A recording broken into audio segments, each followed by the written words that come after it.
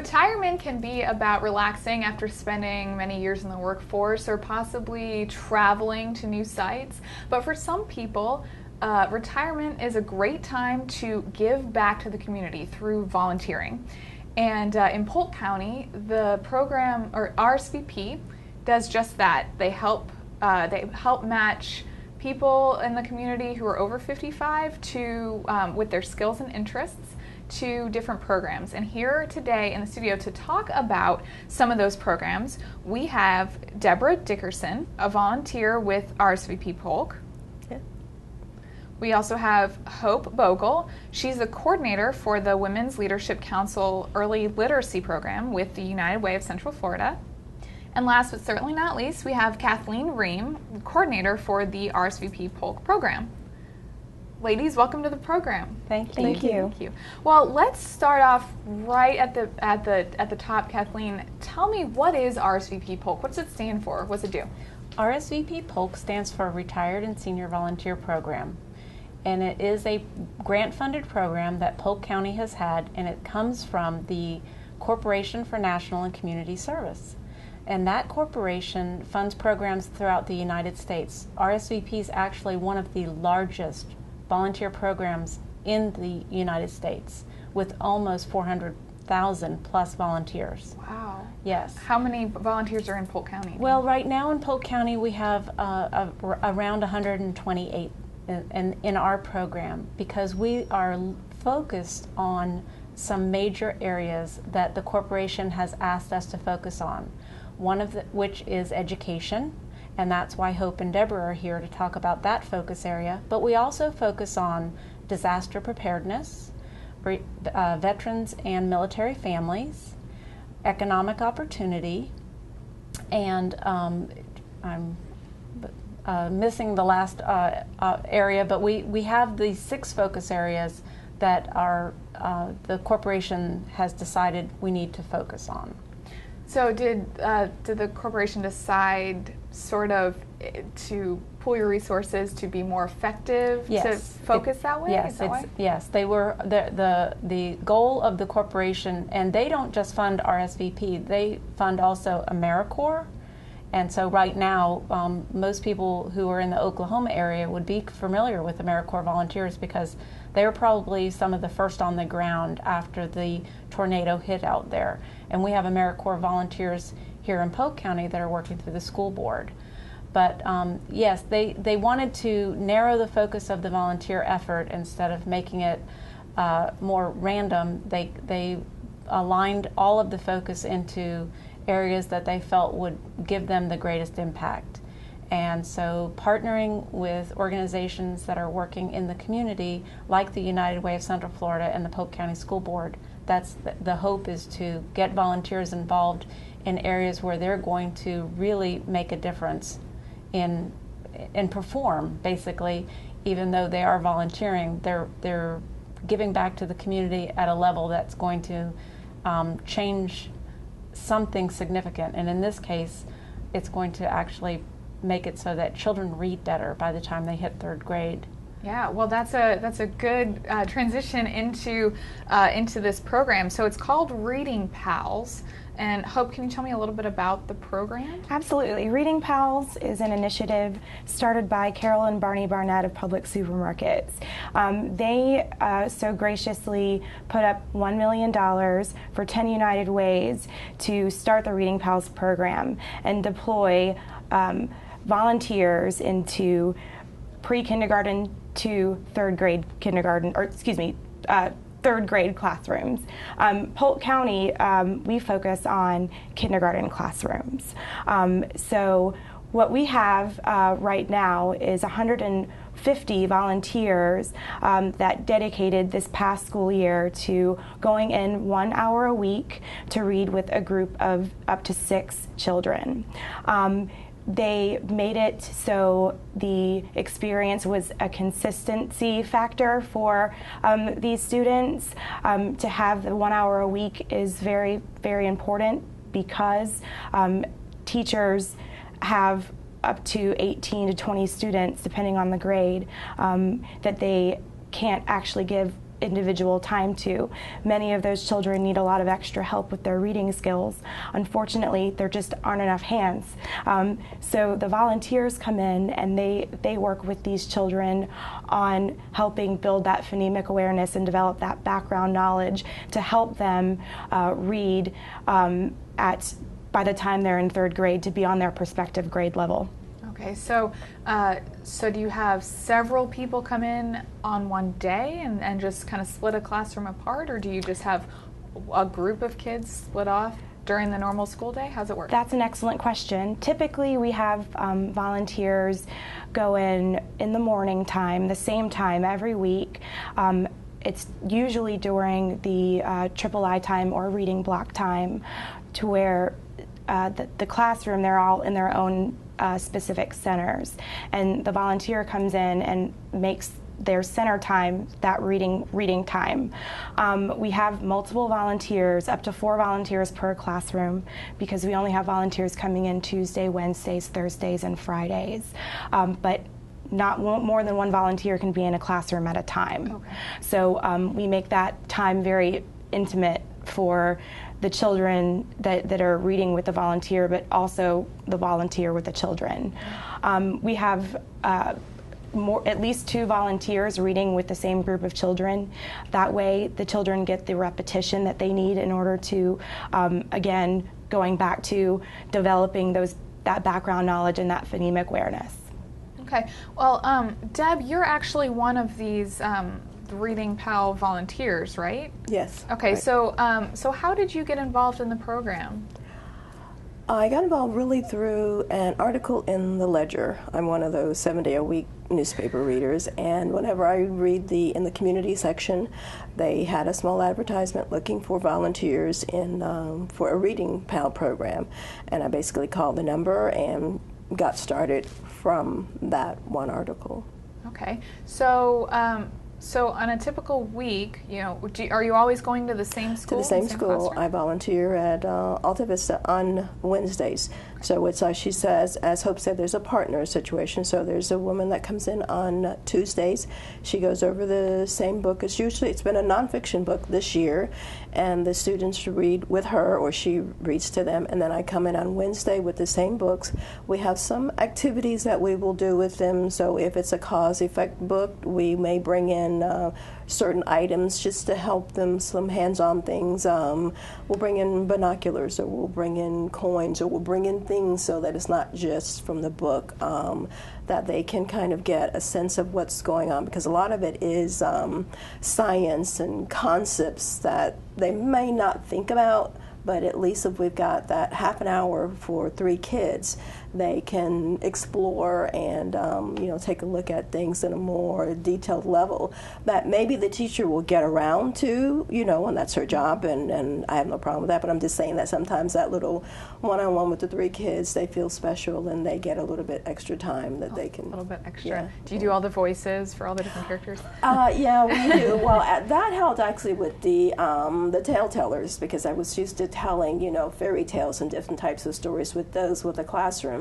So it kind of was a good intro into working with the smaller group of kids with ReadingPals. Okay, well, that's something that's interesting to me. What is a tale teller? I mean, I know what somebody who tells tall tales is, but what does it mean as far as Well, that was a program also advertised in the Ledger. I guess I retired in 2010, so I started with Tale Tellers in the fall of 2010, working with 3 schools, Sand Hill, Alta Vista, and Dundee.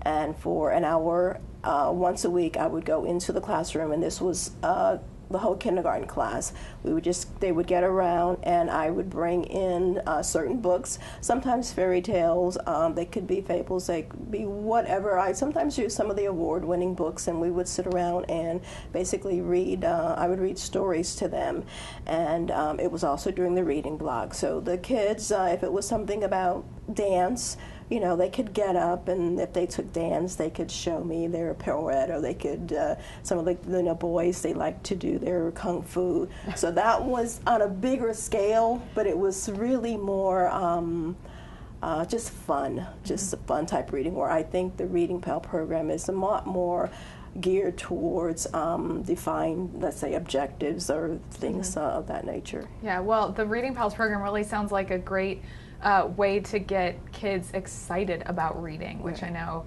in today's technological society, people don't want to read as much.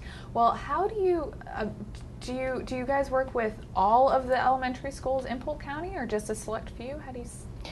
Well, we work with this past year we worked with 8 schools in Polk County and 2 in Highlands County, but this year, moving forward, we're going to be adding more schools, so we'll have 12 schools total.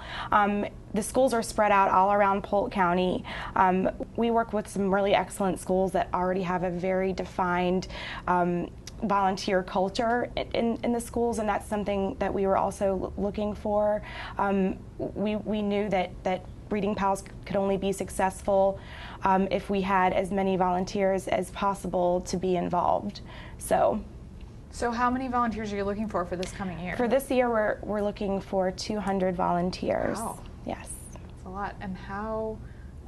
So you already had 150. I'm hoping most of those will continue on. We will have some returning for next year, but at this point, we are still looking for an additional 100 volunteers. Okay. So if somebody's watching right now and they say, oh, that's the perfect program for me, how do they get in touch with you? How do they sign up? Well, they could call me at the United Way, or they could contact Kathleen. Yes, go through Polk County, polk-county.net, and look under the volunteer page. Okay. And so they can sign up either way. What kind of requirements are there to be a Reading Pal volunteer? I mean, obviously you have to be able to read, but you don't have to be able to run a mile or something like that. You have to be 18 years old at least, and then basically you have to be able to pass and clear a background check that is administered by the Polk County School Board. But other than that, your time and your willingness to devote 1 hour a week to a group of children from September through May. Well, Deborah, earlier you were mentioning that some of the books focus more on science or something like that, and that brings up a good point. What's the subject for these types of books? I mean, do you get to choose? Some of them are nonfiction, but are they? This year, I think all of them were nonfiction. We had one, I said, bi-week where we got to pick a book, and we actually did. If you give a mouse a cookie, which I think is very typical of most of them were kind of familiar with it, but we did more of the cause and effect of it to add some application to it. But there were very many books on, like we did presidents, we did a book on Carol, I think it was Amelia Earhart, and we did books on like scientists, or we did some on Eisenhower. So I think those would be types of books where we could really draw in veterans, or we could draw in even perhaps retired medical people to come in as maybe a guest reader on particular weeks, where we would still have our core of the 2 readers per week, but perhaps on some special books we could maybe draw on like some guest readers. I know on the Tale Tellers program we did during Martin Luther King Jr. week, we had a program at Dundee where we had different people come in, and I think AmeriCorps was also involved, but we had readers to come in to read a specific book to all of the classes. They had activities, they got to do an art project,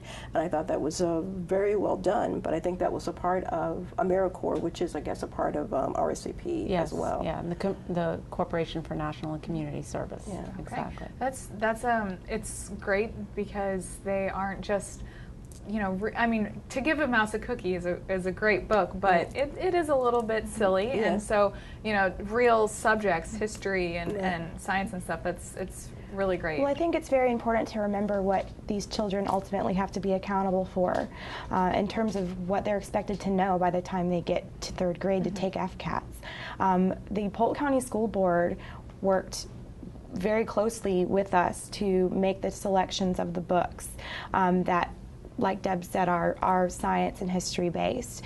But this year, moving forward, we met with the school board and decided to do 50% fiction, 50% nonfiction. So every other book, they're getting something that's got a fundamental value as far as science and history is concerned. But we're also introducing fun books. Some of the classics like A Whistle for Willie or Madeline, some of the books that we all remember and love. The goal is to, like you said, not only teach them to read but to enjoy reading. And we know that right now, at the age that they are in kindergarten, they're not reading to learn yet. So we want to get them prepared. Right now, they're learning to read. We want them to eventually be able to read to learn. That's great.